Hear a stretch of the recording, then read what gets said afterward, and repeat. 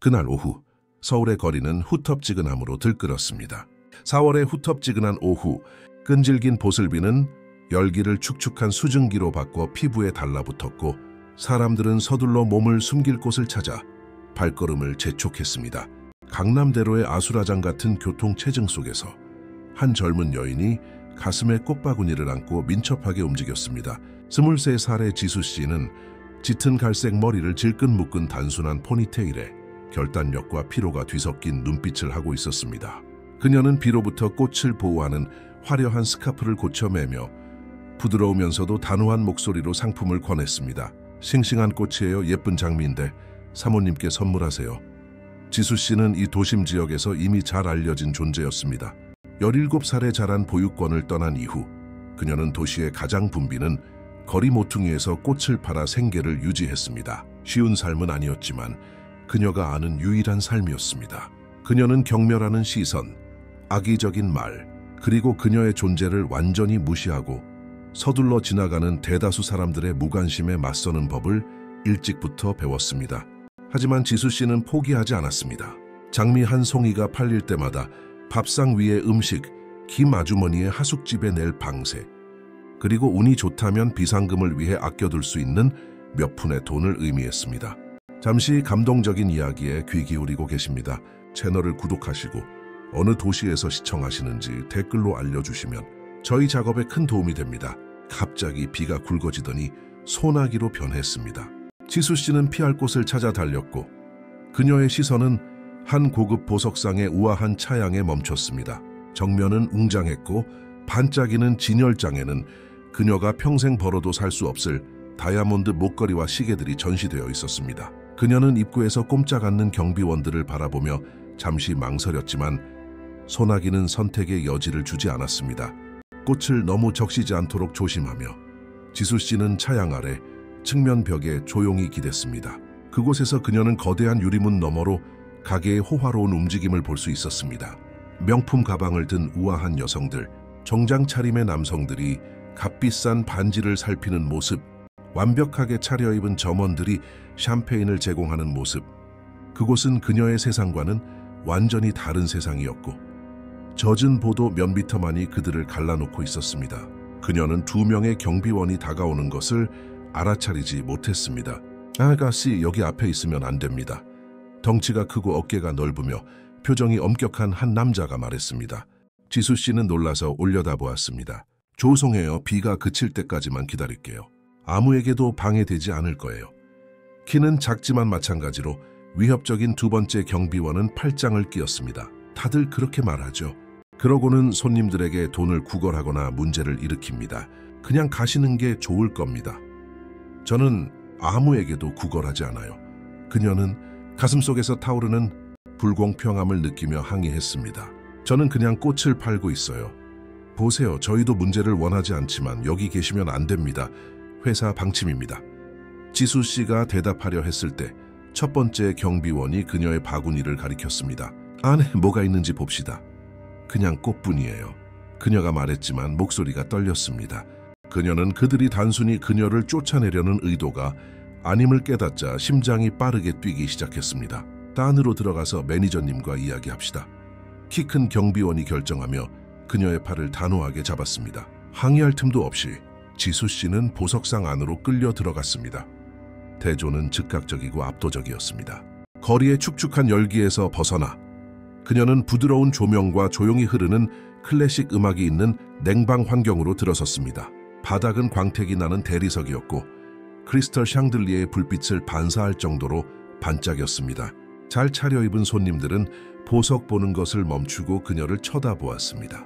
지수 씨는 그 모든 판단하는 시선의 무게를 느꼈습니다. 그녀의 단순한 옷차림, 꽃바구니, 낡은 운동화, 이 모든 것이 그녀를 그 사치의 사원의 침입자로 낙인 찍었습니다. 죄송합니다. 오해예요. 그녀는 설명하려 했지만 경비원들은 그녀를 가게 뒤쪽으로 단호하게 안내했습니다. 다이아몬드로 가득 찬 진열장을 지나 서로에게 속삭이는 점원들을 지나 관리실이라는 금색 명패가 붙은 어두운 나무 문에 도착했습니다. 경비원 중 한 명이 노크하고 대답을 기다리지 않고 문을 열었습니다. 박민준 사장님, 이 아가씨가 가게 주변을 서성거리는 것을 잡았습니다. 사장님께서 상황을 평가하시는 것이 좋을 것 같습니다.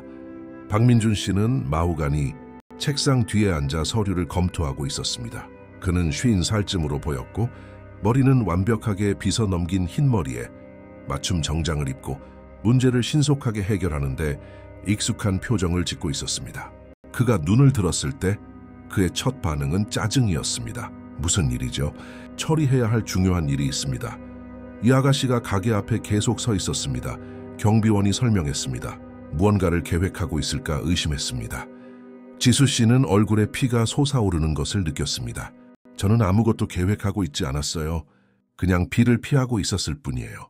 저는 꽃을 파는 사람이지 범죄자가 아닙니다. 박민준 씨는 참을성 없는 제스처로 상황을 무시하려 했지만 그의 시선이 지수 씨의 오른손에 멈췄습니다. 그녀는 여전히 꽃바구니를 꽉 쥐고 있었고 약지에는 작은 금반지가 반짝이고 있었습니다. 단순하고 섬세한 조각이었지만 박민준 씨는 그것을 즉시 알아보았습니다. 그는 발밑에 땅이 사라진 것 같은 느낌을 받았습니다. 폐에서 공기가 빠져나가는 것 같았습니다. 그의 시야가 잠시 흐려졌습니다. 저 반지! 그는 저 반지를 알고 있었습니다. 모를 수가 없었습니다. 20년도 더 전에 어린 딸에게 선물하기 위해 자신이 샀던 반지였습니다. 어디 내가 좀 보겠소. 박민준 씨는 목이 쉬고 이상한 목소리로 말했습니다. 그는 지수 씨의 손을 가리켰습니다. 뭘 보시겠다는 거예요? 그녀는 혼란스러워했지만 그의 시선을 따라 자신의 반지로 시선을 옮겼습니다. 이건 제 거예요. 알아요. 그냥 보고 싶을 뿐이요. 박민준 씨는 의자에서 일어나며 주장했습니다. 그가 손을 내밀었을 때 그의 손은 약간 떨렸습니다. 지수 씨는 망설였지만 그 남자의 표정에 담긴 무언가가 그녀를 복종하게 만들었습니다. 떨리는 손가락으로 그녀는 반지를 빼서 박민준 씨의 펼쳐진 손바닥에 올려놓았습니다. 그는 그 조각을 세상에서 가장 소중한 물건처럼 잡았습니다. 그는 손가락 사이로 그것을 돌리며 무언가를 찾았습니다. 내부에 작은 각인을 발견했을 때 그의 다리가 거의 풀릴 뻔했습니다. 나의 작은 지아에게 아빠의 사랑을 담아. 바로 그것이 거기에 새겨져 있었습니다. 아주 오래전에 자신이 세공소에서 직접 선택했던 그 작은 글자들. 이걸 어디서 구했소? 박민준 씨는 겨우 속삭이는 목소리로 물었습니다.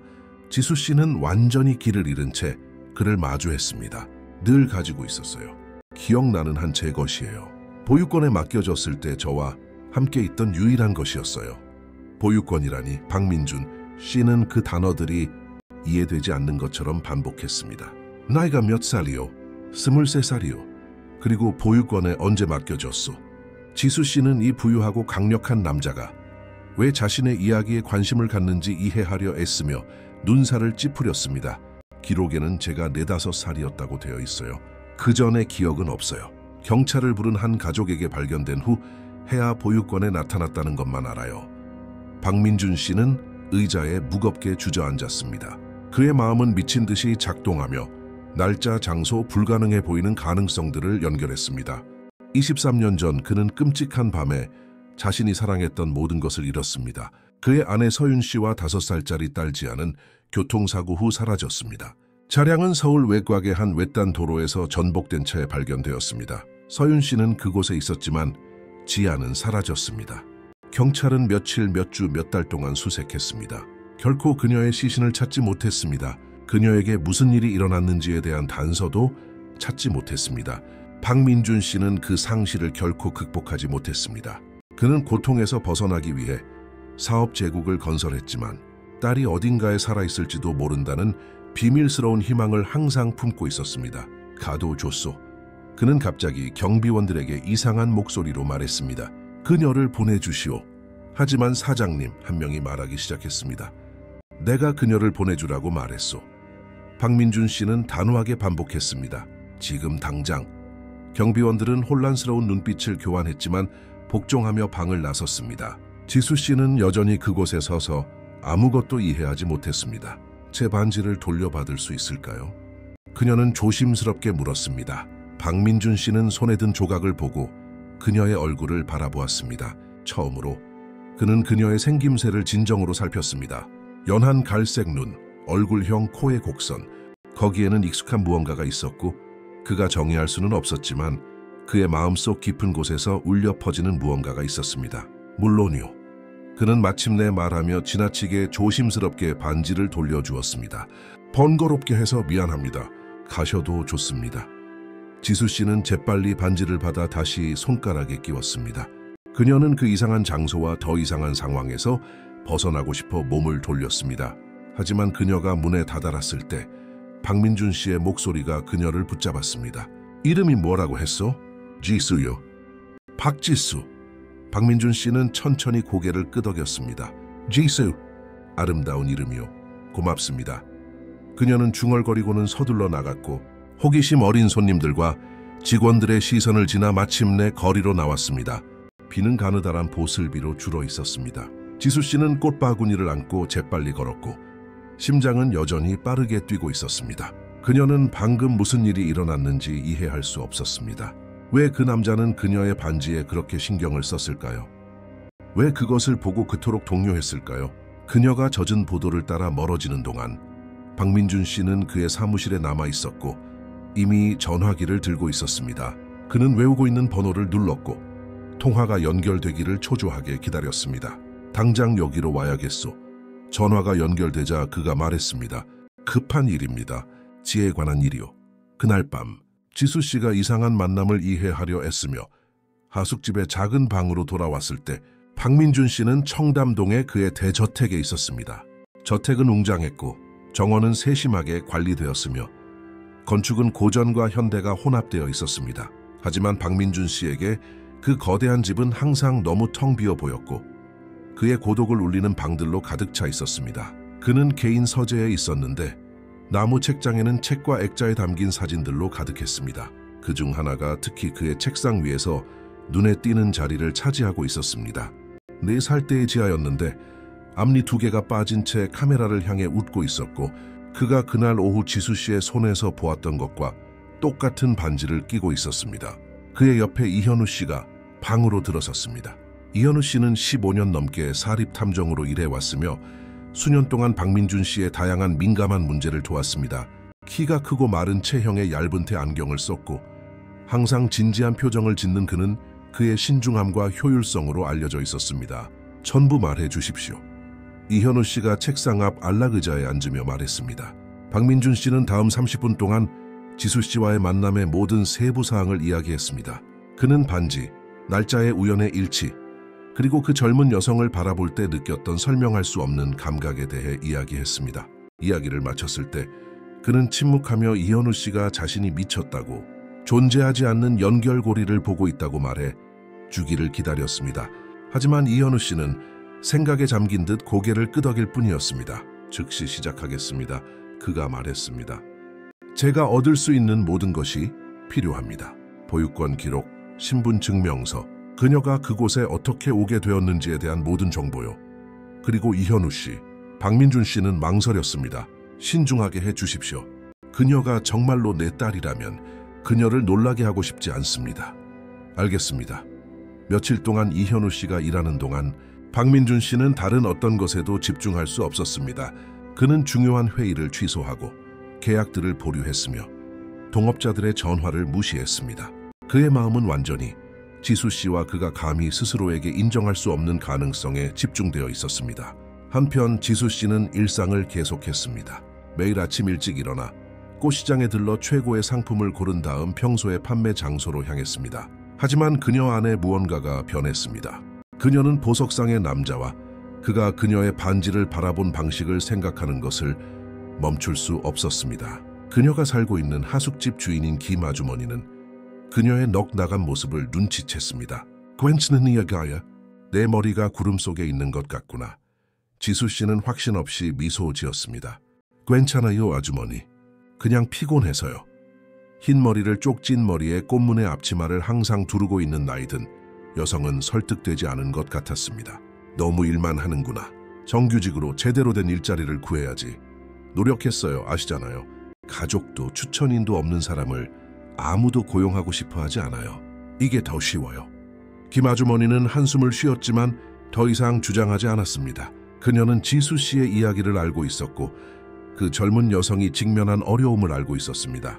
그녀는 지수 씨에게 모성애적인 애정을 가지고 있었는데 지수 씨에게는 가장 가까운 가족이었습니다.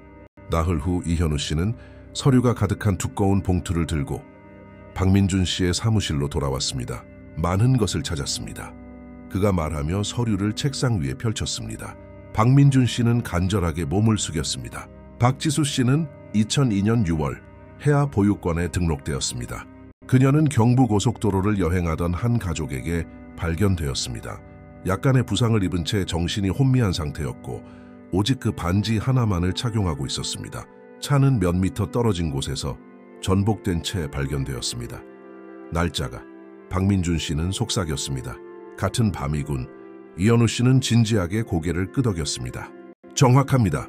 사장님의 차량 사고는 같은 밤 같은 지역에서 기록되었습니다. 사모님은 발견되었지만 따님의 흔적은 없었습니다.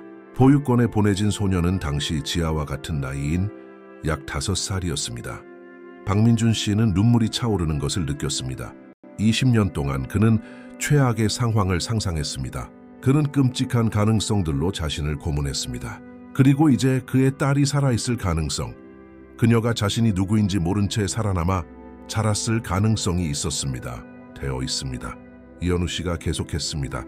지수 씨는 한 번도 입양되지 않았습니다. 17살이 될 때까지 보육원에서 자랐습니다. 그 후 이 하숙집 방을 얻었고 꽃을 팔기 시작했습니다. 전과 기록도 없고 큰 빚도 없습니다. 제가 알아본 바로는 생존을 위해 노력하는 정직한 사람입니다. 친부모에 대해서는요? 박민준 씨가 간절하게 물었습니다. 단시오라도? 이현우 씨는 고개를 저었습니다. 부모나 친척에 대한 기록은 없습니다. 그녀를 가족과 연결하는 유일한 것은 그 반지입니다. 박민준 씨는 오랫동안 침묵하며 모든 것을 처리했습니다. 확신하고 싶습니다. 그가 마침내 말했습니다. 그녀가 정말로 내 딸인지 알고 싶습니다. DNA 검사를 원하시는군요. 그것은 질문이 아니었습니다. 그렇습니다. 하지만 어떻게 그녀를 설득해야 할까요? 그녀는 나를 모르고 나를 믿을 이유가 없습니다. 이현우 씨는 잠시 생각했습니다.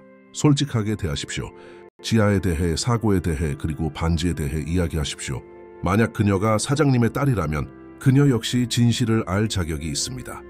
박민준 씨는 그가 옳다는 것을 알았지만 지수 씨와 마주해야 한다는 생각에 두려움으로 가득 찼습니다. 만약 그녀가 그 가능성을 거부한다면 어떨까요? 만약 그가 어떤 식으로든 그녀를 이용하려 한다고 생각한다면 어떨까요? 그리고 결국 검사 결과 그녀가 지아가 아니라고 밝혀진다면 그는 그 실망을 안고 살아야 할까요? 하지만 그는 시도해야만 했습니다. 그는 알아야 했습니다. 이틀 후 박민준 씨는 그의 운전기사를 지수 씨에게 전갈과 함께 보냈습니다. 그녀가 길거리에서 꽃을 팔고 있을 때 정장 차림의 남자가 다가왔습니다. 박지수 씨이십니까? 네. 그녀는 경계하며 대답했습니다. 저의 고용주께서 중요한 문제로 아가씨와 이야기하고 싶어 하십니다. 이것을 전해드리라고 하셨습니다. 남자는 흰 봉투를 건넸습니다. 안에는 우아한 필체의 카드가 있었습니다. 지수 씨, 당신이 착용한 반지에 대해 이야기할 것이 있습니다. 이상하게 들릴 수도 있겠지만 매우 중요합니다. 제발 설명할 기회를 주십시오. 내일 오후 2시 강남대로의 카페 비체에서 뵙겠습니다. 부디 와 주십시오. 박민준 드림. 지수 씨는 쪽지를 3번 읽었습니다. 그녀의 첫 번째 본능은 그것을 무시하는 것이었습니다. 어떤 종류의 부자가 단순히 누군가를 이런 식으로 소환할 수 있다고 생각할까요? 하지만 호기심이 너무 강했습니다. 그 남자는 그녀의 반지, 그녀의 과거에 대해 무언가를 알고 있었습니다. 그리고 그녀가 어디에서 왔는지에 대한 답을 줄 수 있다면 어떨까요? 알겠습니다. 그녀는 운전기사에게 말했습니다. 내가 가겠습니다. 그날 밤 지수 씨는 거의 잠을 이루지 못했습니다. 그녀는 불안할 때 항상 그랬듯이 손가락으로 반지를 돌렸습니다. 그 작은 금 조각은 그녀가 기억하지 못하는 과거와의 유일한 연결고리였습니다. 보육원에서 그 모든 세월 동안 다른 아이들은 친척들의 방문을 받거나 결국 입양되었을 때 그녀에게는 오직 그 반지뿐이었습니다. 보육원의 수녀들은 그녀가 그것을 잃어버리거나 누군가 훔쳐갈 수 있다고 말하며 몇 번 그것을 빼앗으려 했었습니다. 하지만 지수 씨는 항상 거부했습니다. 그것은 그녀의 것이었습니다. 그것은 그녀가 어딘가에서 왔다는 것, 누군가가 언젠가 그녀에게 그 선물을 줄 만큼 충분히 신경 썼다는 것을 증명하는 유일한 것이었습니다. 다음날 아침, 그녀는 가장 좋은 옷을 골랐습니다. 찢어지지 않은 청바지와 단순한 흰색 블라우스뿐이었지만 깨끗하고 잘 다려져 있었습니다. 그녀는 머리를 낮게 포니테일로 묶고 방의 작은 금이 간 거울 속에 자신을 바라보았습니다. 할 수 있어. 그녀는 자신의 반영에게 말했습니다. 그냥 대화일 뿐이야. 카페 빛에는 우아했지만 보석상처럼 위협적이지는 않은 곳이었습니다. 밝은 나무 테이블과 노출된 벽돌 벽에 걸린 식물들, 그리고 신선한 커피에 맛있는 냄새가 있었습니다.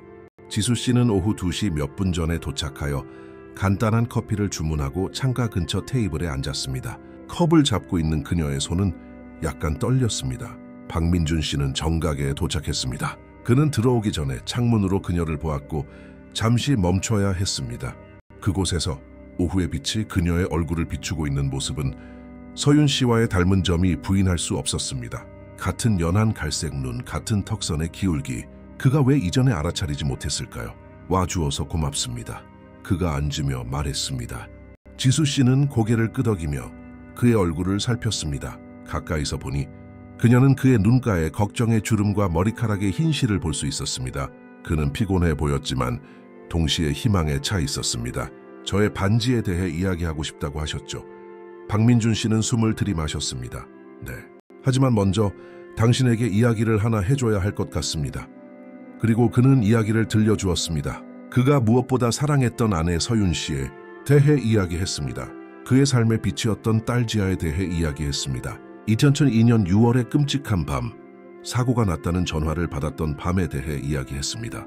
차를 발견하고 서윤 씨를 발견했지만 지아가 사라졌던 일에 대해 이야기했습니다. 수년간의 헛된 수색, 결코 사라지지 않는 고통, 그리고 그가 완전히 버릴 수 없었던 희망에 대해 이야기했습니다. 나는 딸의 5번째 생일에 그 반지를 주었습니다. 그의 목소리는 매였습니다. 안에 각인이 있습니다. 나의 작은 지아에게 아빠의 사랑을 담아. 지수 씨는 심장이 뛰는 것을 느꼈습니다. 떨리는 손으로 그녀는 반지를 빼서 안쪽을 살펴보았습니다. 그녀는 수년 동안 수백 번 그 단어들을 보았지만 그것들이 무엇을 의미하는지 완전히 이해할 수 없었습니다. 각인은 시간에 마모되어 있었고 일부 글자는 거의 지워져 있었습니다. 지아, 그녀는 속삭였습니다. 그것이 제 이름이었나요? 박민준 씨는 눈물을 글썽이며 고개를 끄덕였습니다. 나는 그렇다고 믿습니다. 나는 당신이 내 딸이라고 믿습니다. 지수 씨는 무엇을 느껴야 할지 몰랐습니다. 그녀의 일부는 필사적으로 믿고 싶었습니다. 아버지를 가질 가능성, 누군가에게 속할 가능성, 그리고 마침내 답을 얻을 가능성. 하지만 다른 일부는 두려워했습니다. 만약 실수라면? 만약 잔인한 우연의 일치라면? 어떻게 확신할 수 있을까요? 그녀가 물었습니다. DNA 검사요. 박민준 씨가 대답했습니다. 확실하게 알 수 있는 유일한 방법입니다. 지수 씨는 오랫동안 그를 바라보았습니다. 그녀는 그의 눈에서 진실성을 보았고 그녀 자신이 느끼는 것과 같은 두려움이 뒤섞인 희망을 보았습니다. 좋아요. 그녀는 마침내 말했습니다. 검사를 합시다. 사흘 후 지수 씨는 박민준 씨의 청담동 대저택으로 이사했습니다. 그것은 초현실적인 변화였습니다. 하숙집의 아주 작은 방에서 김 아주머니의 아파트 전체보다 큰 스위트룸으로 그녀는 자신만의 욕실, 옷장, 심지어 정원이 내려다 보이는 발코니까지 있었습니다.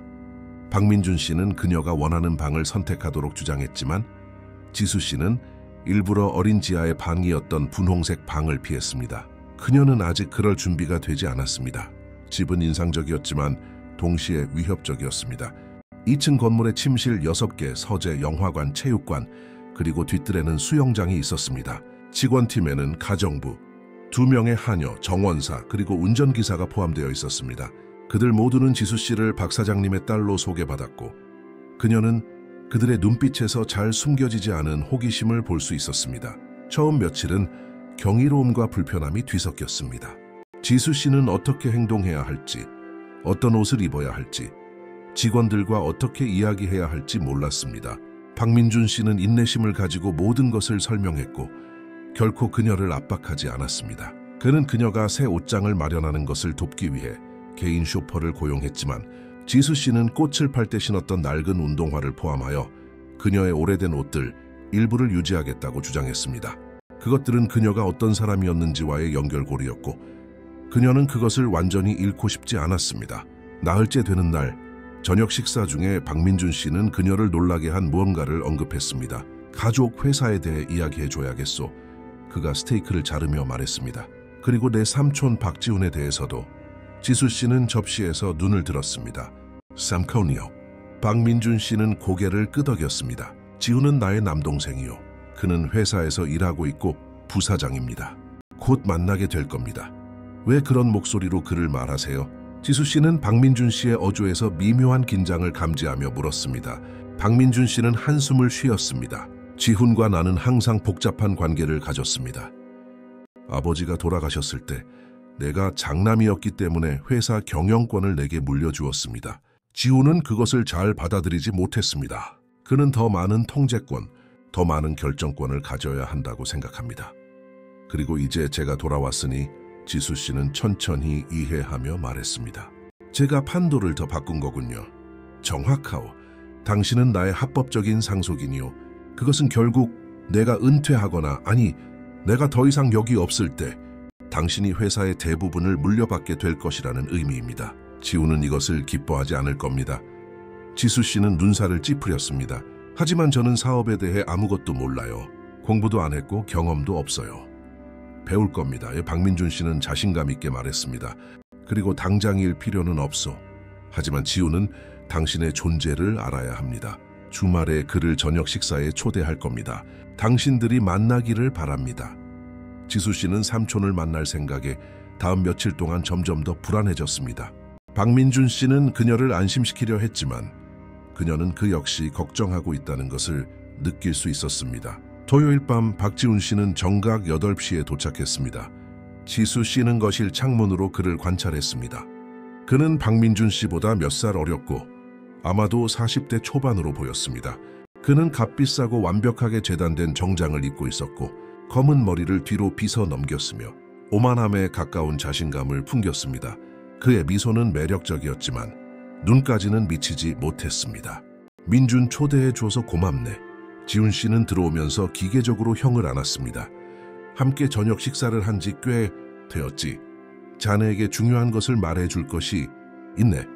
박민준 씨는 지수 씨가 기다리고 있는 것일로 그를 안내하며 대답했습니다. 지훈 씨는 그녀를 보자 멈췄습니다. 그의 눈은 냉정하고 계산적인 평가로 그녀를 위아래로 훑어보았고 지수 씨는 노출된 느낌을 받았습니다. 이 매력적인 아가씨는 누굽니까? 지훈 씨는 목소리 톤과 어울리지 않는 미소를 지으며 물었습니다. 지훈, 이 아이는 지수이네. 내 딸이네. 지훈 씨의 미소가 얼어붙었습니다. 죄송합니다. 제가 잘못 들은 것 같습니다. 딸이라고요? 박민준 씨는 지수 씨 옆에 미묘한 보호의 제스처를 취하며 섰습니다. 그렇네. 지수는 지하 1세, 20년 전 사고에서 살아남았습니다. DNA 검사를 했네. 확인되었네. 뒤따르는 침묵은 무거웠습니다. 지훈 씨는 박민준 씨에게서 지수 씨로, 다시 박민준 씨에게로 시선을 옮겼습니다. 그의 표정은 매력적이었던 것에서 완전히 굳어졌습니다. 이건 완전히 터무니없습니다. 그가 마침내 말했습니다. 20년 만에 갑자기 편리한 이야기를 가진 소녀가 나타나고 형은 그냥 믿는다고요? 민준 형은 조종당하고 있는 겁니다. 증거가 있네. 박민준 씨는 침착하게 말했습니다. DNA 검사는 결정적입니다. 그녀가 착용한 반지는 지아의 것이었습니다. 사고 날짜도 일치합니다. 그녀는 그날 밤 같은 장소에서 발견되었습니다. 지수 씨는 분노가 치밀어 오르는 것을 느꼈습니다. 저는 아무도 조종하고 있지 않아요. 저는 몇 주 전까지 그가 존재하는지도 몰랐어요. 지훈 씨는 그녀를 완전히 무시하고 박민준 씨에게 집중했습니다. 이것이 무엇을 의미하는지 아십니까? 만약 그녀가 정말로 형의 딸이라면 그녀는 주요 상속인이 됩니다. 이것은 회사 구조를 완전히 바꿉니다. 알고 있네? 박민준 씨가 대답했습니다. 그리고 그녀는 내 딸이네, 지훈. 이것은 논의할 문제가 아닙니다. 저녁 식사를 합시다. 지훈 씨가 갑자기 말했습니다. 이것에 대해 좀 더 차분하게 이야기해야 합니다. 저녁 식사는 긴장감이 넘쳤습니다. 지훈 씨는 지수 씨에게 질문을 했지만 그것들은 그녀를 진정으로 알아가려는 시도가 아니라 위장된 신문이었습니다. 정확히 어디서 자랐나요? 누가 당신을 돌봤나요? 어떻게 생계를 유지했나요? 그녀가 대답할 때마다 그는 잘 숨겨지지 않은 회의적인 반응을 보였습니다. 지수 씨는 침착함을 유지하려 했지만 지훈 씨가 그녀가 훈련된 사기꾼일 수 있다고 암시했을 때 그녀는 인내심을 잃었습니다. 이제 충분해요. 그녀는 테이블에서 일어나며 말했습니다. 저는 당신에게 아무것도 증명할 필요가 없습니다. DNA 검사가 제가 누구인지 증명합니다. 만약 당신에게 문제가 있다면 그건 당신 문제입니다. 제 문제가 아니고요. 지훈 씨는 차가운 눈으로 그녀를 노려보았습니다. 유아심헤라 아가씨, 내 형은 속였을지 몰라도 나는 속일 수 없다. 나는 너에 대한 진실을 밝혀낼 것이다. 박민준 씨는 테이블을 쳤습니다. 지훈, 내 딸을 존중하게. 그럴 수 없다면 나가도 좋네. 지훈 씨는 일어나서 냅킨을 접시 위에 던졌습니다. 형은 실수하고 있는 겁니다, 민준. 그리고 형이 알게 되었을 때는 너무 늦을 겁니다. 그는 작별 인사도 없이 나갔습니다. 지수 씨와 박민준 씨는 침묵 속에 식당에 남았습니다. 미안하네. 박민준 씨가 마침내 말했습니다. 그가 그렇게 나쁘게 반응할 줄은 예상하지 못했네. 그는 두려워하고 있어요. 지수 씨가 관찰했습니다. 권력, 돈, 통제권을 잃을까봐 두려워하는 거예요. 박민준 씨는 슬프게 고개를 끄덕였습니다. 그렇네. 그리고 두려움에 빠진 사람은 위험할 수 있습니다. 다음 며칠 동안 지수 씨는 새로운 삶에 적응하는 데 집중하려 했습니다. 박민준 씨는 그녀가 결국 가족 회사에 참여할 수 있도록 경영학 과정에 등록시켰습니다. 또한 불규칙한 교육으로 놓쳤던 지식을 보충할 수 있도록 개인 교사도 고용했습니다. 하지만 무언가가 그녀를 괴롭혔습니다. 그녀는 사고, 어머니가 떠난 방식, 그리고 그녀가 박민준 씨와 헤어져야 했던 방식을 생각하는 것을 멈출 수 없었습니다. 어느 날 밤 박민준 씨가 서재에서 일하고 있을 때 지수 씨는 내려와 문을 두드렸습니다. 들어가도 될까요? 물론이지, 언제든지. 박민준 씨는 의자를 가리키며 말했습니다. 지수 씨는 초조하게 앉았습니다. 사고에 대해 더 물어보고 싶었어요. 어머니의 차를 다른 차량이 도로 밖으로 밀어냈다고 하셨죠. 경찰이 그것을 조사했나요? 박민준 씨는 눈살을 찌푸렸습니다. 조사했지, 물론. 하지만 다른 차를 찾지 못했네. 목격자도 없었습니다. 그 시간대에는 외딴 도로였고 사람이 없었네. 그냥 사고였다고 생각하세요? 아니면 고의적일 수도 있었을까요? 박민준 씨는 그 질문에 놀라 그녀를 쳐다보았습니다. 당시에는 생각해 보았네. 그가 인정했습니다. 하지만 이유를 찾을 수 없었습니다. 누가 서윤을 해치고 싶어 했겠소? 그녀는 사랑받는 교사였고 적이 없었네. 그리고 아버지께서는요? 지수 씨가 압박했습니다. 적은 없으셨나요? 사업상의 적이요? 박민준 씨는 망설였습니다. 기업 세계에서는 항상 경쟁이 있지. 하지만 그렇게 극단적인 것을 정당화할 만한 것은 없었네. 왜 그것을 묻는 거니? 지수 씨는 확신하지 못했습니다. 그것은 단지 직감. 그녀가 이름 붙일 수 없는 불편함이었습니다. 모르겠어요. 그냥 이상하게 들려요. 다른 차가 당신들을 도로 밖으로 밀어내고 저는 흔적도 없이 사라졌어요. 너무 편리해 보여요. 박민준 씨는 생각에 잠겼습니다. 전에는 그런 각도로 보지 않았네. 나는 상실감에 너무 충격을 받아서 경찰의 결론을 받아들였습니다. 아마도 다시 조사해야 할 것 같습니다. 저는 무슨 일이 정말로 일어났는지 알고 싶어요.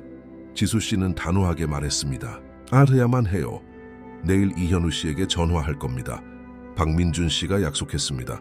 만약 밝혀낼 것이 있다면 그가 찾아낼 겁니다. 그날 밤 지수 씨는 잠을 이룰 수 없었습니다. 그녀는 자신의 방 발코니에 서서 별들을 바라보았습니다. 자신이 정말로 누구인지 알게 된 이후 처음으로 그녀는 기억나지 않는 어머니 서윤 씨에 대해 생각하는 것을 허락했습니다. 그녀는 그녀의 얼굴, 목소리, 손길을 상상하려 했습니다. 그녀가 가진 모든 것은 박민준 씨의 이야기와 몇 장의 사진뿐이었습니다. 하지만 그녀는 깊은 무언가, 기억을 초월하는 연결고리를 느꼈습니다. 한편 도시 반대편에서는 박지훈 씨가 그의 호화로운 아파트에서 위스키를 마시며 도시의 야경을 바라보고 있었습니다. 그의 마음은 미친 듯이 작동하고 있었습니다. 지수 씨는 위협이었습니다. 그의 미래, 그의 권력에 대한 실제적인 위협. 그는 수년 동안 박민준 씨의 자연스러운 후계자로 자리매김하기 위해 노력해왔습니다. 그런데 이제 갑자기 거리에서 꽃을 팔던 소녀가 상속인으로 소개되다니 안 됩니다. 그는 그것을 받아들이지 않을 것입니다. 그녀를 불신하게 만들 방법, 그녀가 사기꾼임을 증명할 방법을 찾아야 했습니다. 아니면 그녀가 정말로 지아라면 그녀가 제기하는 위협을 무력화할 방법을 찾아야 했습니다. 그는 전화기를 들고 번호를 눌렀습니다. 조사할 사람이 있습니다. 전화가 연결되자 그가 말했습니다. 박지수, 그녀에 대한 모든 것을 알고 싶습니다. 정말 모든 것을요. 그리고 당신이 어떤 방법을 사용하든 상관하지 않습니다. 박민준 씨의 대저택에서 지수 씨가 마침내 잠이 들었을 때 그녀는 다가오는 폭풍에 대해 전혀 몰랐습니다. 그녀는 사고에 대해 던진 질문들이 일부 사람들이 영원히 묻어두고 싶어하는 비밀의 빛을 비추었다는 사실을 전혀 상상하지 못했습니다. 아침은 긴박함 속에서 시작되었습니다. 이현우 씨는 박지훈이 쉽게 찾을 수 없는 다른 도시의 은밀한 호텔로 최성호를 데려가 보호를 조직하기 위해 일찍 떠났습니다. 박민준 씨는 그의 신뢰하는 변호사인 강 변호사에게 연락했습니다.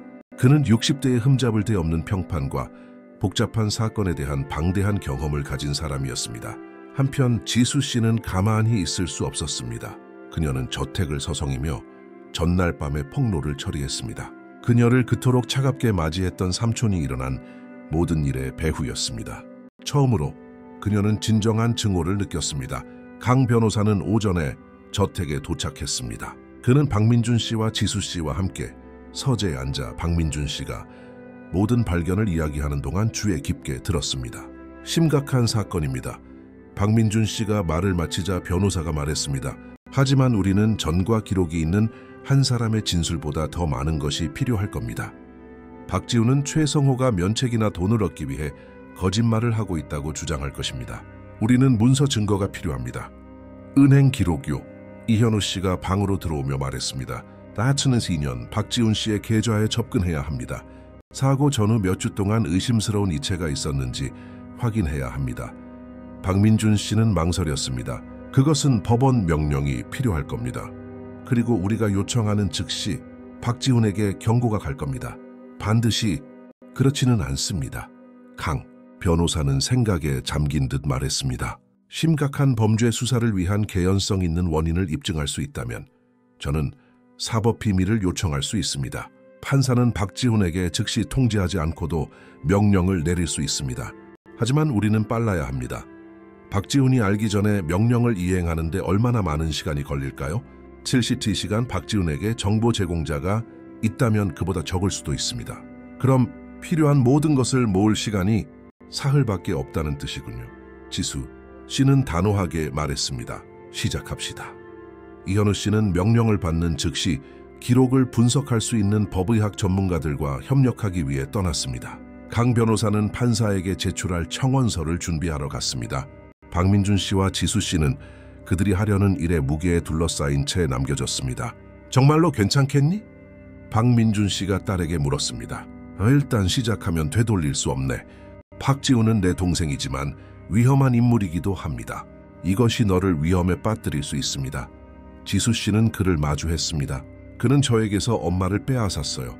저를 사라지게 만들려고 했어요. 아빠가 20년 동안 고통받게 했어요. 지금 두려움 때문에 물러서지 않을 거예요. 저는 정의를 원해요. 박민준 씨는 딸을 힘껏 안았습니다. 내 엄마가 너를 정말 자랑스러워했을 거야. 너는 그녀의 용기를 가지고 있네. 한편 박민준 씨의 회사 사무실에서 박지훈은 안절부절 못했습니다. 그는 밤새 이현우 탐정이 무엇을 발견했는지 알아내려 노력했습니다. 그는 그의 연락책에 전화하고 정보를 대가로 돈을 지불했지만 그가 얻은 것은 단편적인 정보뿐이었습니다. 이현우 씨가 지방으로 갔다는 것, 누군가와 이야기했다는 것, 그리고 한밤중에 박민준 씨의 저택으로 곧장 돌아왔다는 것. 박지훈은 자신이 조사받고 있다는 것을 알았습니다. 문제는 그들이 얼마나 많이 발견했는지, 그리고 그가 행동할 시간이 얼마나 남았는지였습니다. 그는 회사의 변호사가 아닌 민감한 형사 사건을 전문으로 하는 개인 변호사에게 전화했습니다. 내 대한 잠재적인 법적 조치를 조사해 주십시오. 박지훈이 말했습니다. 법원의 움직임이 있는지, 영장 청구서, 네, 이름이나 재정과 관련된 모든 것을 알고 싶습니다. 변호사는 24시간 안에 정보를 가지고 돌아오겠다고 약속했습니다. 하지만 박지훈은 그에게 그만큼의 시간이 없을 수도 있다는 것을 알았습니다. 그는 비상계획이 필요했습니다. 그날 오후 강 변호사는 법원 명령을 확보했습니다. 판사는 심각한 혐의의 중대성과 예비 증거의 품질에 확신하여 2001년부터 2003년까지 박지훈 씨의 은행 기록에 대한 완전한 접근을 명령했습니다. 은행들은 48시간 안에 문서를 제출해야 했습니다. 이현우 씨는 금융분석 전문가들과 협력했습니다. 그들은 특히 최성호나 사건에 연루될 수 있는 다른 사람들에게의 의심스러운 이체를 식별해야 했습니다. 기다림은 고통스러웠습니다. 박민준 씨는 회사에서 일상을 유지하려 했지만 정신이 산만했습니다.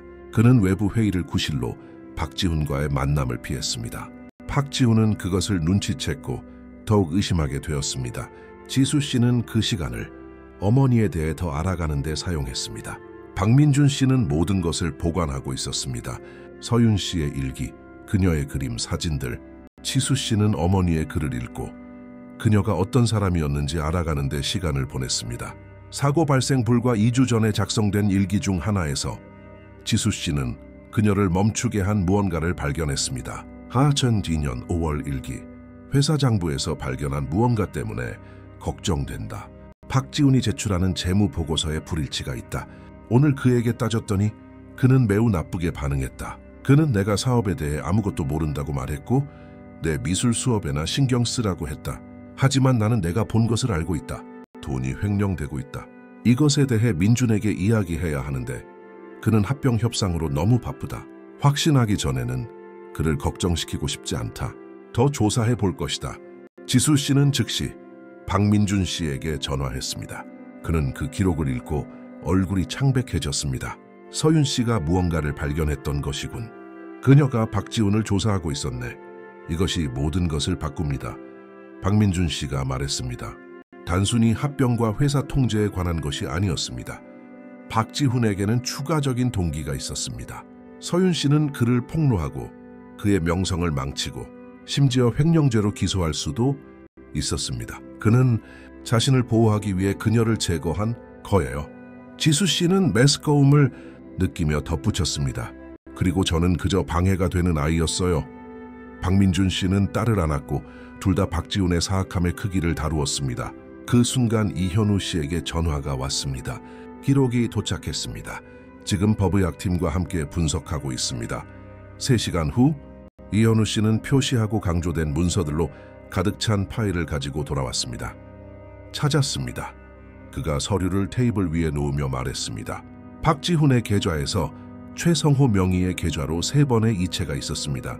첫 번째는 사고 15일 전 2천만 원, 두 번째는 사고 이틀 전 1천만 원, 그리고 세 번째는 사고 일주일 후 5천만 원. 박민준 씨는 숫자를 바라보았습니다. 사고 후 5천만 원. 마지막 지급이군. 정확합니다. 이현우 씨가 확인했습니다. 그리고 더 있습니다. 다른 일련의 이체가 강우진 명의의 계좌로 있었습니다. 제가 조사해보니 그는 미심쩍은 일로 알려진 전직 경비원이었습니다. 그는 그 당시 박지훈을 위해 일한 것으로 기록되어 있습니다. 강우진, 박민준 씨가 반복했습니다. 들어본 적이 없는 이름이군. 이현우 씨는 다른 문서를 펼쳤습니다. 그는 신중했습니다. 하지만 사고 당일 밤과 그 후 며칠 동안 박지훈과 강우진 사이에 기록된 전화 통화가 있습니다. 수십 통이요. 지수 씨는 모든 것을 처리하고 있었습니다. 그럼 최성호 외에도 다른 사람들이 연루되어 있었군요. 박지훈에게는 네트워크가 있었어요. 이 강우진을 찾아야 합니다. 그녀가 말했습니다. 의미하고 있습니다. 이현우 씨가 장담했습니다. 하지만 문제가 있습니다. 강우진은 15년 전에 사라졌습니다. 아무도 그가 어디 있는지 모릅니다. 다른 이름을 사용하고 있거나 나라를 떠났을 수도 있습니다. 아니면 목격자를 제거하기 위해 박지훈이 그를 처리했을 수도 있습니다. 박민준 씨가 어두운 목소리로 말했습니다. 가능합니다. 이현우 씨가 동의했습니다. 하지만 계속 찾을 겁니다. 그동안 우리는 충분한 증거를 가지고 있습니다. 최성호 은행 기록, 서윤 씨의 일기, 강력한 사건입니다. 침묵하며 문서를 분석하고 있던 강 변호사가 마침내 입을 열었습니다. 강력하지만 우리는 맹렬한 저항에 직면할 것입니다. 박지훈은 최고의 변호사들을 고용할 것입니다. 그는 이체가 합법적이었다고, 최성호가 거짓말하고 있다고, 서윤 씨의 일기는 단지 그녀의 추측일 뿐이라고 주장할 것입니다. 우리는 긴 싸움에 대비해야 합니다. 언제 경찰에 갈 수 있을까요? 박민준 씨가 물었습니다. 내일 갈 수 있습니다. 변호사가 대답했습니다. 하지만 저는 박지훈과 먼저 맞서는 것을 제안합니다. 그에게 자수할 기회, 고백할 기회를 줍시다. 그가 협조하면 과정이 더 빠르고 모두에게 덜 고통스러울 수 있습니다. 지수 씨는 그 아이디어가 마음에 들지 않았습니다. 왜 그에게 그 기회를 줘야 하죠? 전략적으로 더 낫기 때문입니다. 강 변호사가 인내심 있게 설명했습니다. 그가 고백하면 우리는 사건을 종결합니다. 그가 싸우면 몇 년 동안 끌릴 수 있습니다. 게다가 그것이 더 품이 있는 일입니다. 박민준 씨는 그의 형제와 얼굴을 맞대고 맞설 권리가 있습니다. 박민준 씨는 천천히 고개를 끄덕였습니다. 그가 옳네, 지수야. 나는 이것을 해야 합니다. 나는 박지훈의 눈을 들여다보고 왜 그랬는지 물어야 합니다. 왜 서윤에게, 너에게, 나에게 이런 짓을 했는지. 지수 씨는 마지못해 동의했습니다. 하지만 조건이 있어요. 저도 거기에 있을 거예요. 진실과 맞닥뜨릴 때 그의 얼굴을 보고 싶어요. 알겠습니다. 박민준 씨가 말했습니다. 그들은 다음 날 아침 회사 내 박민준 씨의 개인 사무실에서 만남을 잡았습니다. 이현우 씨는 박지훈이 나쁘게 반응할 경우를 대비하여 신중한 경비원들을 배치할 것을 보장했습니다. 강 변호사는 완벽하게 정리된 모든 문서를 준비했습니다. 덫이 놓였습니다. 그날 밤 박지훈은 그의 형제로부터 문자를 받았습니다. 내일 아침 9시 내 사무실에서 중요한 회의가 있다. 회사와 미래에 관한 것이다. 참석해 주길 바란다. 박지훈은 문자를 3번 읽었습니다. 그의 본능은 무언가 잘못되었다고 말했지만 그는 거절할 수 없었습니다. 참석하지 않는 것은 두려움을 인정하는 것, 죄책감을 인정하는 것일 것입니다. 그리고 박지훈은 평생 어떤 것도 인정한 적이 없었습니다. 좋습니다. 그가 대답했습니다. 가겠습니다. 도시가 잠든 동안 4사람이 깨어 있었습니다.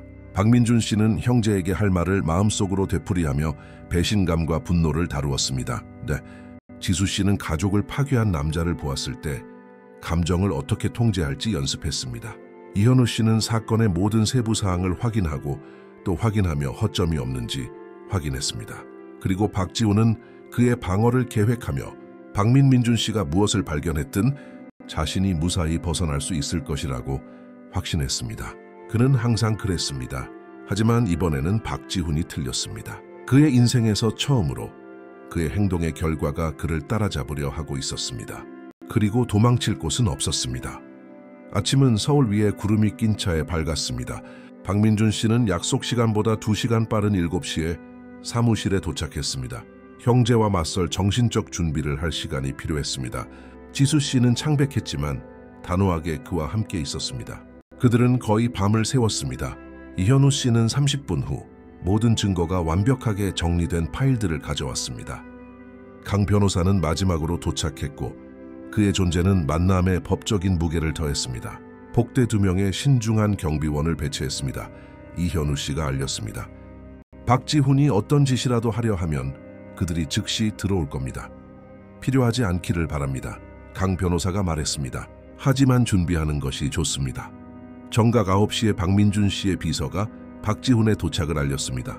그는 평소에 자신감을 가지고 사무실로 들어왔고 완벽하게 재단된 회색 정장을 입고 있었습니다. 지수 씨, 이현우 씨, 그리고 변호사가 있는 것을 보자 그의 미소가 흔들렸습니다. 이렇게 격식 있는 회의일 줄은 몰랐습니다.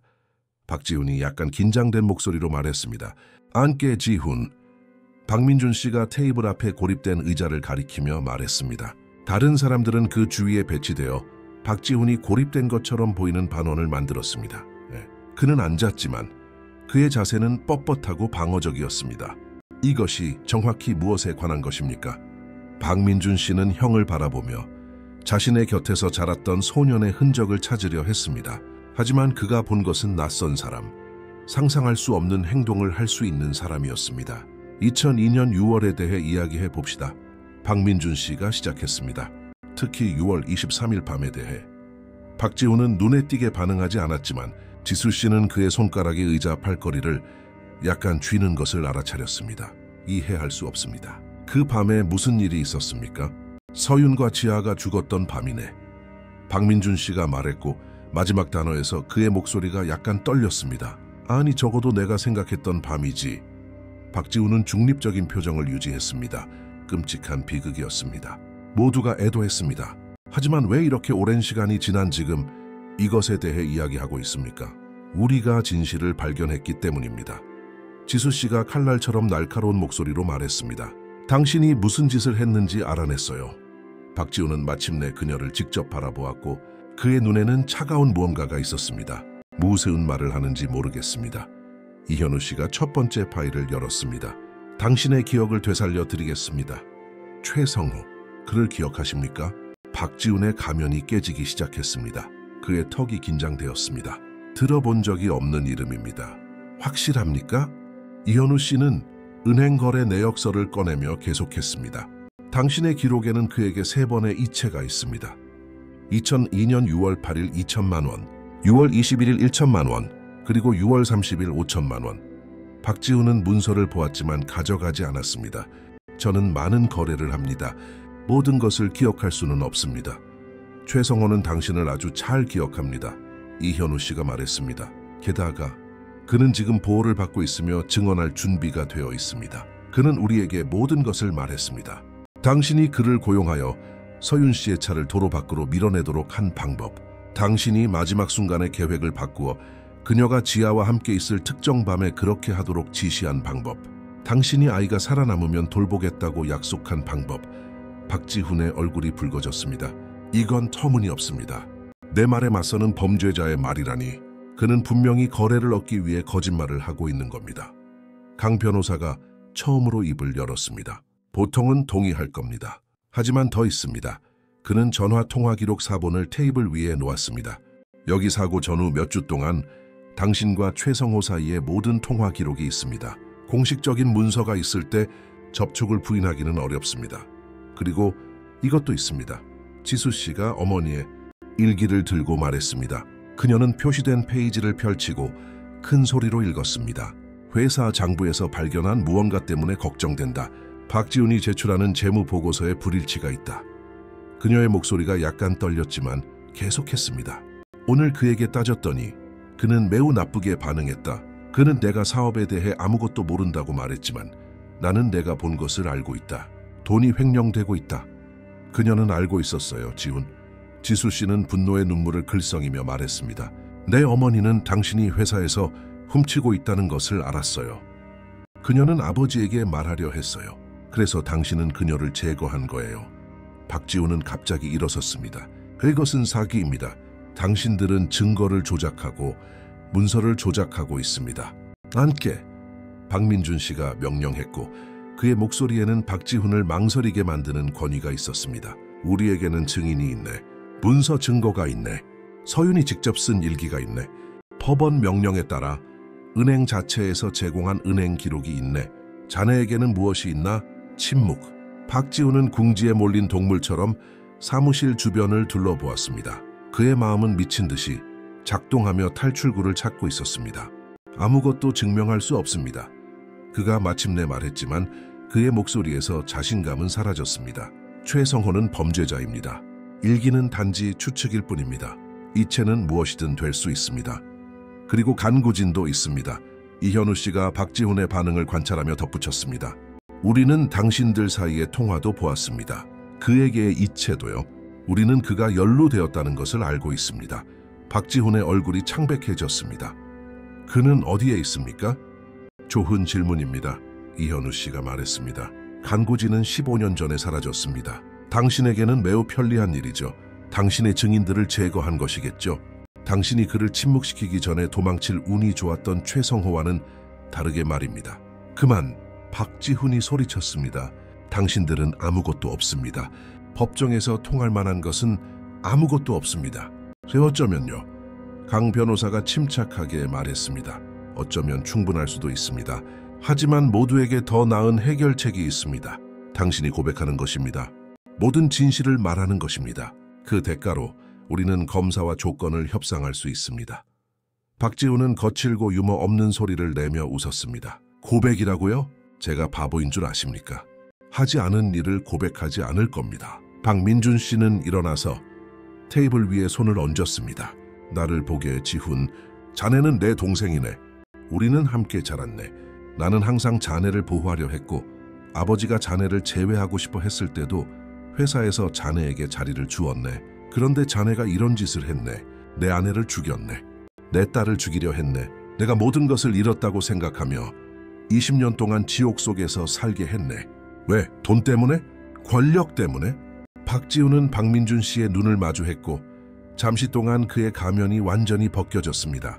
그곳에는 수십 년 동안 쌓인 증오, 분노가 있었습니다. 형은 항상 모든 것을 가졌습니다. 박지훈이 말을 뱉었습니다. 아버지의 사랑, 회사의 통제권, 완벽한 가족. 반면에 저는 항상 두 번째였고 항상 형의 그림자 속에 있었습니다. 서윤 씨는 제가 쌓아 올린 모든 것을 망치려 했습니다. 네, 저는 돈을 횡령하고 있었습니다. 그건 제 권리였습니다. 저는 형만큼 열심히 일했지만 푼돈을 받았습니다. 합병은 마침내 제가 마땅히 받아야 할 것을 가질 수 있는 기회였습니다. 그래서 당신은 그녀를 죽였군요. 지수 씨가 목이 메이는 소리로 말했습니다. 어머니가 당신의 도둑질을 발견했기 때문에 그녀를 빼앗았어요. 박지훈은 그녀를 바라보았고 그의 표정에는 후회가 없었습니다. 필요했습니다. 그녀는 모든 것을 말하려 했습니다. 그녀는 저를 파괴했을 겁니다. 그리고 저는요? 지수 씨가 눈물을 흘리며 물었습니다. 저는 5살짜리 아이였습니다. 왜 저를 사라지게 하려고 했어요? 네오는 상속인이었습니다. 박지훈이 무관심하게 말했습니다. 네가 방해되지 않으면 저는 영구적인 통제권을 가질 수 있었습니다. 제가 후계자가 될 것이었습니다. 방은 절대적인 침묵에 잠겼습니다. 고백이 방금 나왔고 명확하고 모호하지 않았습니다. 강 변호사는 은밀하게 모든 것을 녹음하고 있던 디지털 녹음기를 보여주었습니다. 박지훈은 자신이 한 일을 너무 늦게 깨달았습니다. 그는 고백했습니다. 목격자들 앞에서 녹음되면서 그의 오만함과 분노가 그에게 마지막 실수를 저지르게 했습니다. 자네는 끝났네. 박민준 씨는 고통과 실망으로 가득 찬 목소리로 말했습니다. 이현우 씨는 이미 경찰에 전화하고 있었습니다. 강 변호사는 녹음이 안전한지 확인하며 녹음기를 조심스럽게 보관했습니다. 박지훈은 자신이 한 일의 규모를 마침내 이해하며 주변을 둘러보았습니다. 그는 나가려 했지만 경비원들이 문을 막았습니다. 이럴 수 없습니다. 그가 말했지만 목소리는 공허했습니다. 저는 박지훈입니다. 저에게는 권리가 있습니다. 서윤 씨에게도 권리가 있었습니다. 지수 씨가 눈물에도 불구하고 단호한 목소리로 말했습니다. 저에게도 어머니를 가질 권리, 가족과 함께 자랄 권리가 있었습니다. 당신은 우리에게서 모든 것을 빼앗았습니다. 이제 당신은 대가를 치러야 합니다. 20분 후 경찰이 도착했습니다. 박지훈은 과실치사, 납치 미수 및 여러 다른 회사 범죄로 공식적으로 체포되었습니다. 그가 수갑을 찬 채 끌려나가는 동안 그는 위협을 외쳤고 그의 변호사들이 모든 것을 해결할 것이며 그가 돌아올 것이라고 약속했습니다. 하지만 모두가 그것이 거짓말이라는 것을 알았습니다. 녹음된 고백과 모든 증거로 박지훈은 도망칠 곳이 없었습니다. 사무실이 마침내 박민준 씨, 지수 씨, 그리고 이현우 씨만 남게 되었을 때 침묵은 무거웠습니다. 끝났습니다. 이현우 씨가 부드럽게 말했습니다. 해냈습니다. 박민준 씨는 의자에 무겁게 주저앉았고 마치 하룻밤 사이에 몇 년을 늙은 것 같았습니다. 내 동생이, 내 친동생이. 지수 씨는 그에게 다가가 그의 손을 잡았습니다. 그는 더 이상 당신의 동생이 아니에요. 진짜 동생은 절대 그런 짓을 하지 않았을 거예요. 박민준 씨는 딸을 바라보았고 모든 고통에도 불구하고 감사함을 느꼈습니다. 그는 많은 것을 잃었지만 지아를 되찾았습니다. 그의 딸은 그곳에 강하고 용감하게 거의 기억하지 못하는 어머니를 위한 정의를 추구하고 있었습니다. 네 엄마가 너를 정말 자랑스러워했을 거야. 그가 그녀를 안아주며 말했습니다. 지수 씨는 마침내 눈물을 자유롭게 흘리도록 허락했습니다. 그것은 그녀가 잃은 것에 대한 고통의 눈물이었지만 안도감의 눈물이기도 했습니다. 진실이 마침내 밝혀졌습니다. 그녀의 어머니는 사고의 희생자가 아니라 진실을 발견하고 그 대가를 치른 용감한 여성으로 기억될 것입니다. 그리고 박지훈은 그의 범죄에 대한 대가를 치를 것입니다. 정의가 실현되고 있었습니다. 몇 주 후 이 사건은 헤드라인을 장식했습니다. 사업가 박지훈 살인 혐의로 기소되다 잃어버린 상속녀 지수 씨가 돌아와 진실을 폭로한 이야기. 도시 전체가 모든 전개를 따라갔습니다. 최성호는 공식적으로 증언했고 그의 상세한 고백은 공식적으로 기록되었습니다. 은행 기록이 제출되었습니다. 서윤 씨의 일기는 증거로 채택되었습니다. 그리고 박지훈의 고백 녹음이 마지막 조각이었습니다. 그의 변호사 팀은 고백이 강압해 얻어졌다고 주장하려 했지만 사무실의 보안 영상은 위협이나 협박이 없었음을 분명히 보여주었습니다. 박지훈은 그의 오만함과 분노에 굴복하여 자발적으로 고백했습니다. 재판은 신속했습니다. 너무 많은 증거가 있었기 때문에 변호인이 할 수 있는 일은 많지 않았습니다. 박지훈은 모든 범죄에 대해 유죄로 인정되었습니다. 판결은 분비는 법정에서 낭독되었습니다. 박민준 씨와 지수 씨는 판사가 모든 것을 바꾸는 단어를 선언할 때 나란히 그곳에 있었습니다. 박지훈 씨, 당신은 가중살인, 납치미수, 그리고 다수의 회사 사기 혐의로 유죄로 인정되었습니다. 당신의 형벌은 처음 15년 동안 가석방 가능성 없이 징역 30년입니다. 박지훈이 수갑을 찬 채 법정 밖으로 끌려나갈 때 그는 박민준 씨나 지수 씨를 보지 않았습니다. 그는 고개를 숙였고 그의 상황의 현실이 마침내 그의 오만함에 스며들었습니다. 끝났어요. 지수 씨가 속삭였습니다. 박민준 씨는 그녀의 손을 잡았습니다.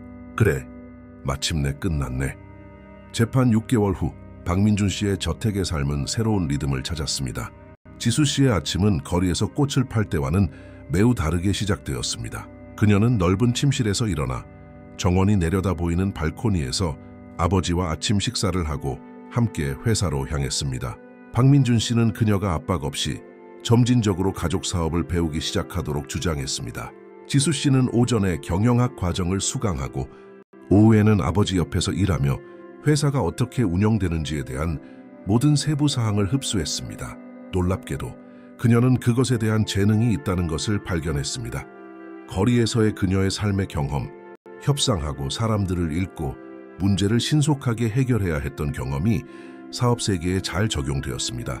박민준 씨는 종종 그녀가 서윤 씨의 날카로운 지성과 자신의 결단력을 가지고 있다고 언급했습니다. 완벽한 조합이었습니다. 회사도 변했습니다. 박지훈이 사라지자 박민준 씨는 전체 감사를 시행하고 새로운 재무통제 시스템을 도입했습니다. 그들은 횡령이 그들이 상상했던 것보다 훨씬 더 컸고 수년 동안 지속되었다는 것을 발견했습니다. 하지만 개혁과 함께 회사는 그 어느 때보다 강하고 투명해졌습니다. 어느 날 사무실 근처 식당에서 점심을 먹는 동안 지수 씨는 몇 주 동안 생각해왔던 주제를 꺼냈습니다. 아버지, 어머니를 위해 무언가를 하고 싶어요. 그녀의 기억을 기릴 수 있는 무언가를요. 박민준 씨는 포크를 내려놓고 모든 주의를 기울였습니다. 무엇을 생각하고 있니? 지수 씨는 숨을 깊게 들이마셨습니다. 재단을 만들고 싶어요. 고아들을 돕는 무언가, 특히 트라우마적인 상황에서 가족과 헤어진 아이들을 돕는 것이요. 저는 다른 아이들이 제가 가졌던 것보다 더 나은 기회를 갖기를 원해요. 교육, 심리적 지원, 직업 훈련요. 그리고 서윤 재단이라고 부르고 싶어요. 박민준 씨는 눈물이 차오르는 것을 느꼈습니다. 아름다운 생각이네. 내 어머니는 항상 소외된 사람들에게 신경을 썼네. 그녀는 영광으로 여길 거야. 다음 몇 달 동안 그들은 프로젝트에 함께 일했습니다. 박민준 씨는 초기 자본과 기업 세계에서의 그의 연결망을 제공했습니다. 지수 씨는 그녀의 개인적인 경험을 사용하여 프로그램을 구상했습니다.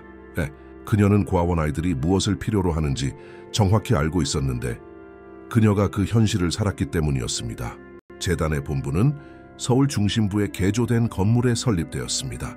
그들은 심리학자, 교육자, 사회복지사들을 고용했습니다. 그들은 서윤 씨의 예술에 대한 사랑에서 영감을 받아 멘토링 프로그램, 장학금, 심지어 작은 예술센터도 만들었습니다. 개원 당일 많은 인파가 모였습니다.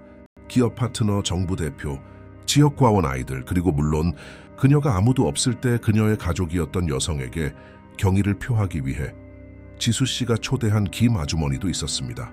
지수 씨는 개회사 연설을 하기 위해 무대에 올랐습니다. 그녀의 심장은 빠르게 뛰었지만 그녀는 준비가 되어 있었습니다. 모두 안녕하십니까?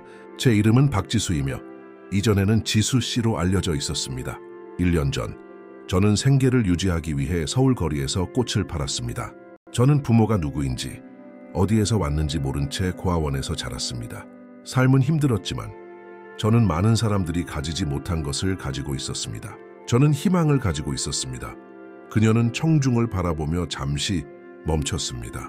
저의 어머니 서윤 씨는 미술 교사였습니다. 그녀는 아름다움, 창의성, 그리고 모든 사람의 잠재력을 믿었습니다. 제가 의식적으로 그녀를 알 기회는 없었지만 저는 그녀의 유산을 제 마음속에 간직하고 있습니다. 이 재단은 그녀의 기억을 기리고 저와 같은 아이들이 단순히 희망뿐만 아니라 실제적인 기회를 갖도록 보장하기 위해 존재합니다. 양질의 교육, 정서적 지원, 그리고 더 나은 미래를 위한 길입니다. 박수 소리가 귀청을 울릴 듯 했습니다. 무대 옆에서 지켜보던 박민준 씨는 이보다 더 자랑스러울 수 없었습니다. 다음 몇 달 동안 서윤재단은 빠르게 성장했습니다. 지수 씨는 개인적으로 참여하여 정기적으로 파트너 고아원들을 방문하고 아이들과 이야기하며 가장 어려운 환경도 극복할 수 있다는 살아있는 증거가 되었습니다. 어느 날 오후 그녀가 재단의 예술센터에 있을 때 6살 정도의 작은 소녀가 조심스럽게 다가왔습니다. 언니는 정말 고아였어요? 소녀가 물었습니다. 지수 씨는 그녀의 키에 맞춰 웅크렸습니다. 네, 그랬어요. 너처럼 부모님을 모른 채 자랐어. 그리고 슬펐어요? 때로는 매우 슬펐지. 지수 씨가 인정했습니다. 하지만 내가 배운 게 뭔지 아니? 우리의 이야기가 우리가 누구인지 정의하지 않아. 우리가 우리 자신을 정의하는 거야. 너는 네가 원하는 무엇이든 될 수 있어. 소녀는 미소를 짓고 지수 씨를 안아준 후 다시 그림 수업으로 달려갔습니다. 그 단순한 포옹은 모든 것을 가치 있게 만들었습니다. 어느 조용한 저녁, 박민준 씨와 지수 씨는 집에서 저녁 식사를 했습니다. 네. 테이블은 발코니에 차려졌고 촛불이 켜져 있었고 밝혀진 정원에 아름다운 전망이 있었습니다. 의외하니? 박민준 씨가 갑자기 물었습니다. 나를 찾은 것을, 진실을 발견하는 것이 가져온 모든 고통을? 지수 씨는 대답하기 전에 신중하게 생각했습니다. 아니요. 왜냐하면 이제 제가 누구인지 알기 때문이에요. 제가 어디에서 왔는지 알아요.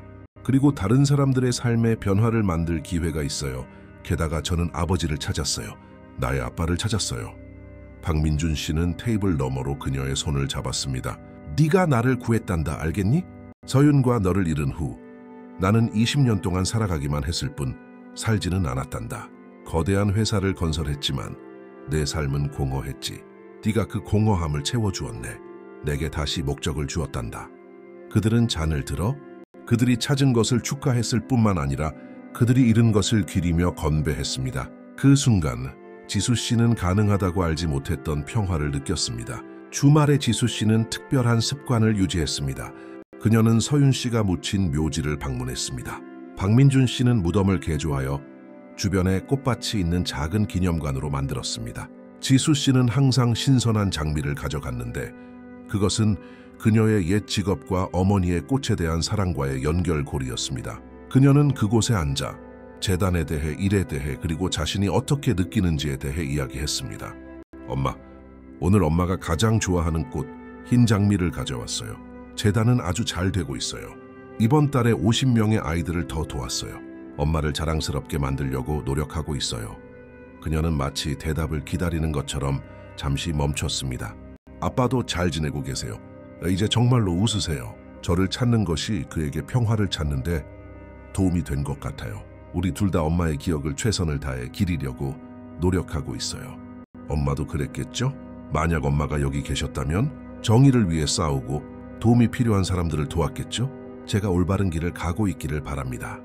바람이 부드럽게 불어 장미 꽃잎이 춤추게 했습니다.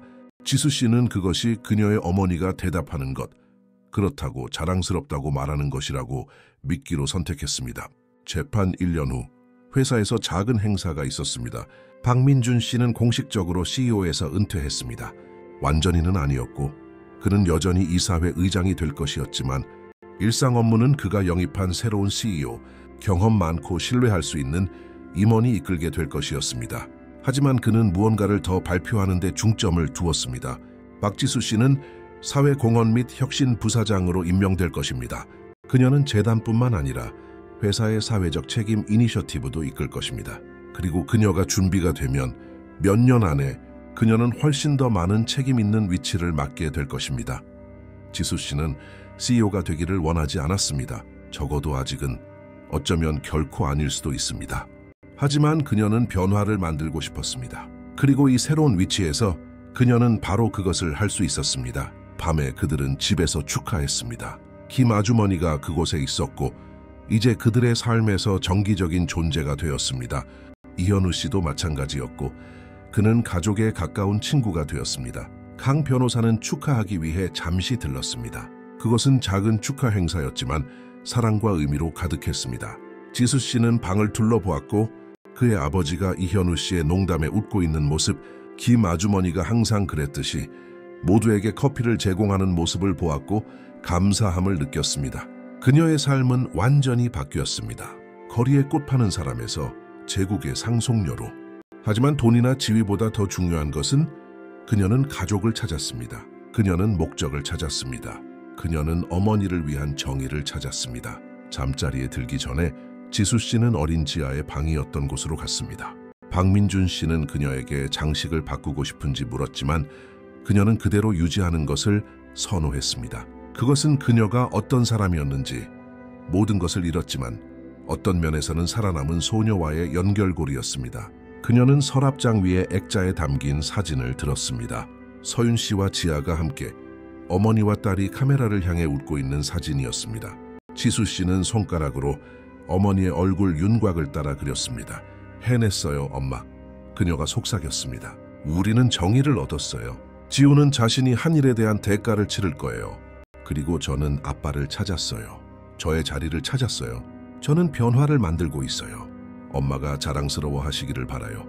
그녀는 사진을 제자리에 놓고 창밖의 별들을 바라보았습니다. 어딘가 위에서 그녀는 서윤 씨가 지켜보고 있다고 생각하고 싶었습니다. 그리고 그녀는 미소 짓고 있었습니다. 여정은 길고 고통스러웠습니다. 그것은 20년의 이별, 고통, 불의를 포함했습니다. 하지만 그것은 또한 희망, 결단력, 그리고 사랑을 포함했습니다. 그리고 결국 사랑이 이겼습니다. 박민준 씨가 문에 나타났습니다. 괜찮니? 지수 씨는 돌아보며 미소 지었습니다. 괜찮아요, 아바. 마침내 괜찮아요. 그들은 모든 역경을 이겨내고 재회한 아버지와 딸로서 서로를 껴안았습니다. 밖에서는 서울의 도시가 여전히 분주한 리듬을 계속했습니다. 하지만 박민준 씨의 저택 안에는 평화가 있었습니다. 가족이 있었습니다. 미래가 있었습니다. 그리고 그날 밤 지수 씨가 잠들었을 때 그녀의 성인 생활에서 처음으로 그녀는 완전함을 느꼈습니다. 부나 지위 때문에가 아니라 자신이 누구인지 알았기 때문이었습니다. 그녀는 박지아였습니다. 서윤과 박민준의 딸이었습니다. 생존자였습니다. 투사였습니다.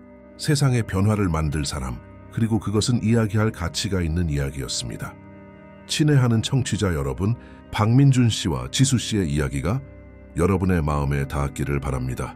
상실, 재회, 그리고 정의의 여정은 우리에게 진실은 항상 승리하며 가족의 사랑은 가장 큰 역경조차도 극복할 수 있음을 상기시켜 줍니다. 이 이야기가 여러분을 감동시켰다면 저희 채널을 구독하여 이와 같은 더 많은 영감을 주는 이야기를 시청하는 것을 잊지 마십시오. 서윤재단의 이야기와 지수 씨의 정의를 위한 싸움이 여러분에게 동기를 부여했다면 좋아요를 눌러주십시오.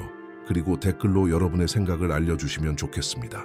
여러분은 가족을 찾는 것이 가장 깊은 상처를 치유할 수 있다고 믿으십니까? 비슷한 경험을 해보셨나요? 여러분의 이야기를 저희와 공유해 주십시오. 저희는 매일 삶의 복잡성, 사랑의 힘, 그리고 인간 결단의 강인함을 탐구하는 이야기들을 가져옵니다. 여러분을 감동시키고 영감을 줄 더 많은 이야기를 보려면 저희가 준비한 특별 재생 목록을 옆에서 클릭하십시오. 다음 콘텐츠를 놓치지 마십시오. 다음 이야기까지, 그리고 기억하십시오. 지수 씨처럼 우리 모두는 도전을 극복하고 더 나은 미래를 건설할 힘을 가지고 있습니다. 이야기는 여기서 끝납니다.